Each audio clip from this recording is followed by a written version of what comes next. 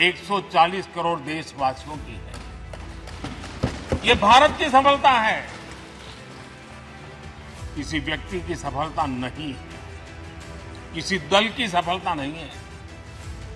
भारत के federal structure ने, भारत की विविधता ने 60 स्थानों पर 200 से अधिक समिट और उसकी मेजबानी हिंदुस्तान के अलग अलग रंग रूप में देश की अलग अलग सरकारों ने बड़े आन बान शान से की और ये प्रभाव पूरे विश्व भर के मन पर पड़ा हुआ है। ये हम सबके सेलिब्रेट करने वाला विषय है, देश के गौरव गान को बढ़ाने वाला है। और जैसा आपने उल्लेख किया, भारत इस बात के लिए गर्व करेगा, जब भारत अध्यक्ष रहा उस समय अफ्रीकन यूनियन इसका सदस्य था। मैं उस इमोशनल पल को भूल नहीं सकता हूं जब अफ्रीकन यूनियन की घोषणा हुई और अफ्रीकन यूनियन के प्रेसिडेंट, उन्होंने एक इंटरव्यू में कहा कि मेरे जीवन में ऐसी पल थी शायद मैं बोलते बोलते रो पड़ूंगा।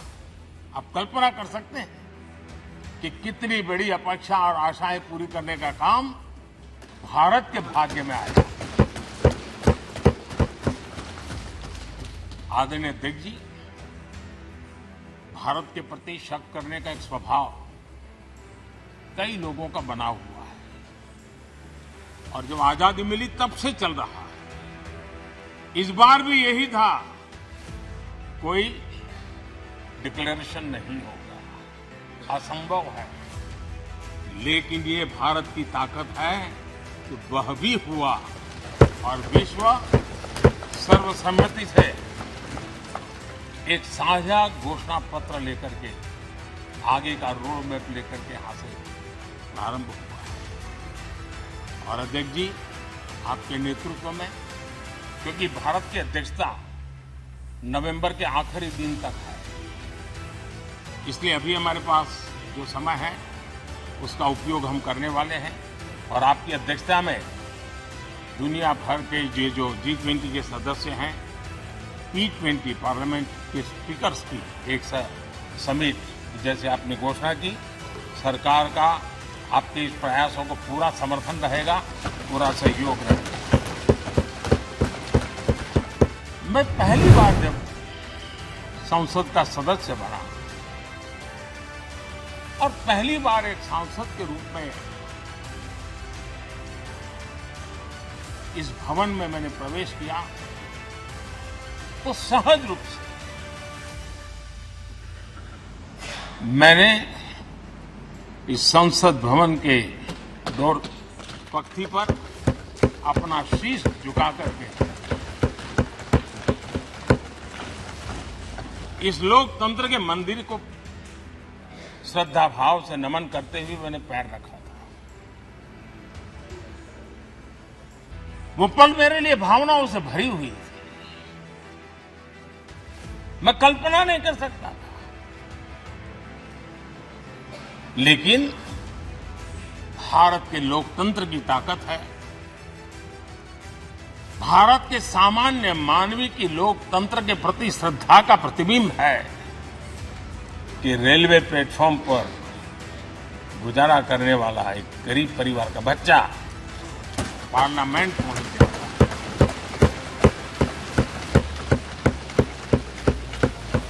मैंने कभी कल्पना तक नहीं की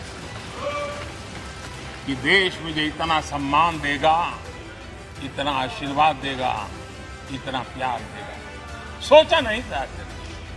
लोकतंत्र का एक सदन, आतंकी हमला हुआ,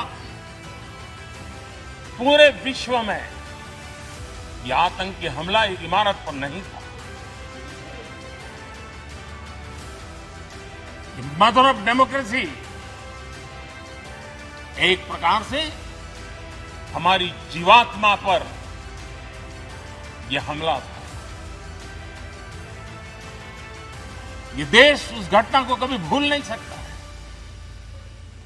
लेकिन आतंकियों से लड़ते लड़ते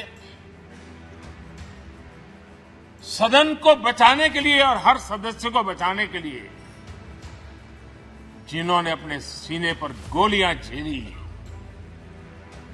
आज मैं उनको भी नमन करता हूं। इन 75 वर्षों में हमारी संसद ने जन भावनाओं की अभिव्यक्ति का भवन भी बना दिया। यहां जन भावनाओं की पुरजोश अभिव्यक्ति है। और हम देखते हैं राजेंद्र बाबू से लेकर डॉक्टर कलाम, रामनाथ जी कोविंद और अभी द्रौपदी मुर्मू जी, इन सब के संबोधन का लाभ हमारे सदनों को मिला है, उनका मार्गदर्शन मिला है। आदरणीय अध्यक्ष जी, पंडित नेहरू जी, शास्त्री जी, वहां से लेकर के अटल जी, मनमोहन सिंह जी तक एक बहुत बड़ी श्रृंखला जिसने इस सदन का नेतृत्व किया है और सदन के माध्यम से देश को दिशा दी है, देश को नए रंग रूप में ढालने के लिए उन्होंने परिश्रम किया है, पुरुषार्थ किया है। आज उन सबका गौरवगान करने का भी अवसर है। आदरणीय अध्यक्ष जी, सरदार वल्लभ भाई पटेल, लोहिया जी, चंद्रशेखर जी, आडवाणी जी, न जाने अनगिनत नाम, जिन्होंने हमारे इस सदन को समृद्ध करने में, चर्चाओं को समृद्ध करने में, देश के सामान्य से सामान्य व्यक्ति की आवाज को ताकत देने का काम इस सदन में किया है। विश्व के भी अनेक राष्ट्राध्यक्षों ने हमारे इन सदनों को संबोधित करने का भी अवसर आया और उनकी बातों में भी भारत के लोकतंत्र के प्रति आदर का भाव व्यक्त हुआ है। आदरणीय अध्यक्ष जी, उमंग उत्साह के पल के बीच भी कभी सदन की आंख से आंसू भी बहे। ये सदन दर्द से भर गया जब देश को 3 अपने प्रधानमंत्री, उनको अपने कार्यकाल में ही खोने की नौबत आई, नेहरू जी, शास्त्री जी, इंदिरा जी। तब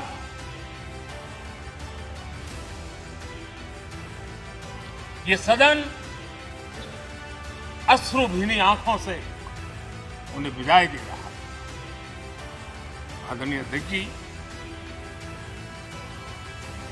अनेक चुनौतियों के बावजूद हर स्पीकर ने, हर सभापति ने बेहतरीन तरीके से दोनों सदनों को सुचारू रूप से चलाया है और अपने कार्यकाल में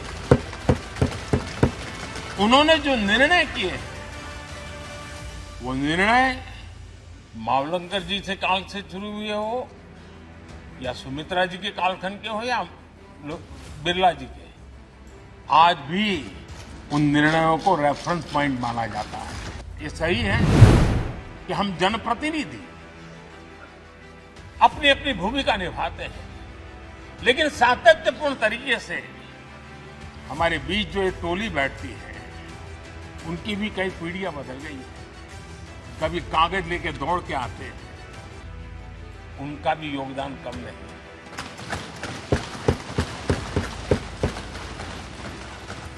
हमें कागज पत्र पहुंचाने के लिए दौड़ते हैं, सदन में कोई गलती न हो जाए, उसके निर्णय में कोई गलत न हो जाए, उसके लिए वो चौकन्ने रहते हैं।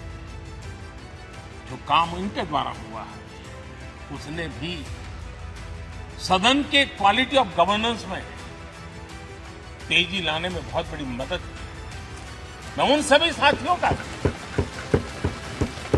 और इनके पूर्व में जो रहे हैं उनका भी हृदय से अभिनंदन करता हूं। इतना ही नहीं, सदन मतलब ये खंड ही नहीं, इस पूरे परिषद में अनेक लोगों ने, किसी ने हमें चाय पिलाई, किसी ने पानी पिलाया, किसी ने रात रात चली हुई सदन को किसी को भूखा पेट रहने नहीं दिया होगा। कई प्रकार की सेवाएं की होंगी। किसी ने माली ने इसके बाहर के एनवायरनमेंट को संभाला होगा, किसी ने इसकी सफाई की हो। न जाने कितने ही अनगिनत लोग होंगे जिन्होंने हम सब अच्छे ढंग से काम कर सके और यहां जो काम हो वो काम देश को आगे बढ़ाने के लिए अधिक से अधिक तेजी से हो, उसके लिए जो माहौल बनाना, व्यवस्था बनाना, उसके लिए जिसने योगदान दिया है, मेरी तरफ से भी और इस सदन की तरफ से भी मैं उनका विशेष रूप से नमन करता हूं। जब आज हम इस सदन को छोड़ रहे हैं तब मैं उन पत्रकार मित्रों को भी याद करना चाहता हूं जिन्होंने जीवन में, कुछ लोग तो ऐसे हैं जिन्होंने पूरा जीवन अपने कार्यकाल में संसद के काम को ही उन्होंने रिपोर्ट किया है। एक प्रकार से वो जीवंत साक्षी रहे। उन्होंने यहां की पल पल की जानकारी देश तक पहुंचाई और तब तो ये सारा टेक्नोलॉजी अवेलेबल नहीं थी, तब वही लोग थे जो यहां की बात पहुंचाते और उनका सामर्थ्य था वो अंदर की भी पहुंचाते थे और अंदर के अंदर की भी पहुंचाते थे।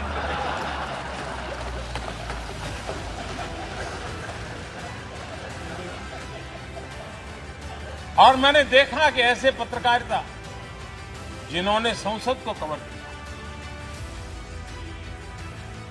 शायद उनके नाम जाने नहीं जाते, लेकिन उनके काम को कोई भूल नहीं सकता। और खबरों को लिए नहीं, भारत की इस विकास यात्रा को संसद भवन से समझने के लिए उन्होंने अपनी शक्ति खपा दी। आज भी पुराने जो पत्रकार मित्र मिल जाते हैं और जिन्होंने कभी संसद को कवर किया, तो ऐसी अननोन चीजें बताते हैं जो उन्होंने अपनी आंखों से देखी होती, कान से सुनी होती, जो अचरज करने वाली। यानी एक प्रकार से जैसी ताकत यहां की दीवारों की रही है, वैसा ही दर्पण उनकी कलम में रहा है और उस कलम ने देश के अंदर संसद के प्रति, संसद सदस्यों के प्रति एक अहोभाव का भाव जगाया है।